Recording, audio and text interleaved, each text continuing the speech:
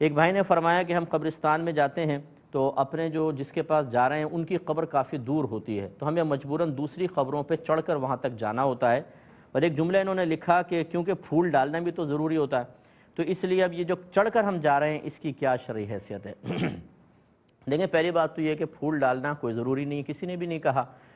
نبی کریم صلی اللہ علیہ وسلم نے تو بذریعہ وحی اس بات کو جانا تھا کہ اگر ان کی یہ شاخیں توڑ کر ان قبروں پر لگا دی جائیں تو جب تک یہ تر رہیں گی ان پہ عذاب میں تخفیف رہے گی، تو یہ آپ نے کیا۔ تو اس کو بھی بنیاد بنا کر علماء یہ کہتے ہیں کہ اس سے یہ ظاہر ہوا کہ جب تک چیز تر رہتی ہے اللہ تبارک و تعالی کا ذکر کرتی ہے، اور وہ ذکر اصل میں باعث تخفیف عذاب بنا، تو اس لیے ایسی کوئی چیز ڈال دینا کہ جس سے مطلب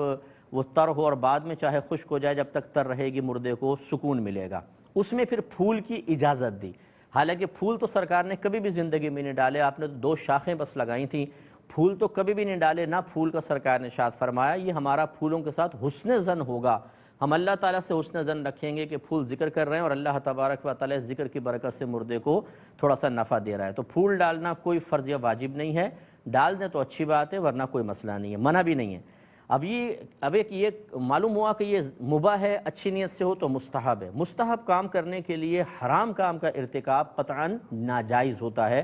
اور قبروں پہ چڑھنا حرام ہے۔ نبی کریم صلی اللہ علیہ وسلم نے قبر سے ٹیک لگانے کو بھی منع فرمایا، چاہے جائے کہ آپ پھلانگتے ہوئے اور چڑھتے ہوئے پھدکتے ہوئے وہاں پہنچنے کی کوشش کر رہے ہیں، تو اتنے مردوں کو تکلیف دے کر جائیں گے اور وہاں جا کر ایک کام آپ نے مباح یا مستحبی کرنا ہے، ان سب کا وبال آخرت میں ہوگا۔ نبی کریم صلی اللہ علیہ وسلم نے ایک شخص کو قبر سے ٹیک لگائے ہوئے دیکھا تو آپ نے فرمایا اے شخص، تو قبر والے کو اور قبر والا تجھے تکلیف نہ پہنچائے۔ شرع یہ لکھی ہے کہ اس کے ٹیک لگانے سے مردے کو اذیت ہوئی، اور اب وہ بروز قیامت اس کو سامنے کھڑا کر کے اس سے حساب کتاب لے گا تو اس کو اذیت ہوگی۔ اس لیے ان چیزوں سے اجتناب کریں، دین سیکھیں، اپنے پاس سے ایسی باتیں نہ کریں۔ یقینی سی بات ہے اپنے بچوں کو بھی جب آپ یہ جملے کہیں گے بیٹا پھول ڈالنا ضروری ہے، تو آپ نے اپنے بچوں کو غیر دین کو دین بنا کر پیش کیا، ایک ایسی چیز کی تعلیم دی کہ جس کی شریعت مطالبے نہیں کر رہے اور آپ نے ضروری قرار دے دیا۔ ضروری کا مطلب ہوتا ہے فرض یا واجب، اگر آپ نہیں کریں گے تو گناہگار ہوں گے، یا کم از کم سنت موقدہ کا درجہ،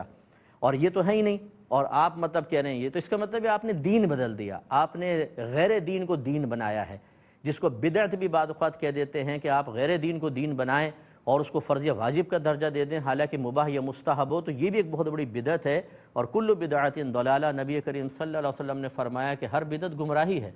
پھول ڈالنے کو گمراہی بدعت نہیں کہہ رہا ہوں، غیر دین کو دین بنانا، جیسے اب آپ نے جملہ بولا یا بچوں سے آپ کہیں تو اس لیے خیال کیجئے۔